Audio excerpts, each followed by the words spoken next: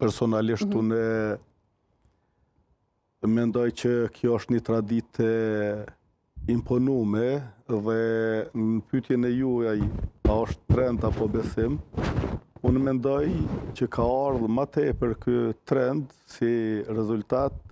i influencimit të madh që patëm prej pas luftës me investime të organizatave tuaja nga lindja, sepse se që është një besim i mirëfillt, sepse unë njoh shumë shok të mi që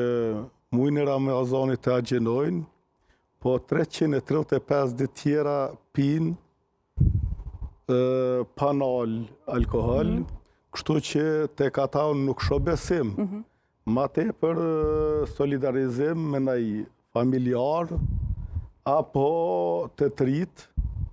e shoh ndoshta edhe pak bullizmi që ndodh prej kolegëve tyne që agjenojnë, apo gjenja sociale që është në Kosovë, që mjerisht kanë vrejt shumë fenomene në Kosovë që të rrit janë në gjenje shumë të keqe, ju mungon jeta kulturore dhe një farë mënyre dojnë më bo pjesë e një komuniteti, e kjo është munges e institucioneve tona, veprimit të qeverive, të gjitha qeverive,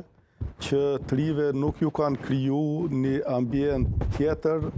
përpos ambientit do thot e ndjenjën e komunitetit në këtë rast për xhami. Unë kisha pa dëshirë që të rritë mos të mendojnë për jetën e përtejme,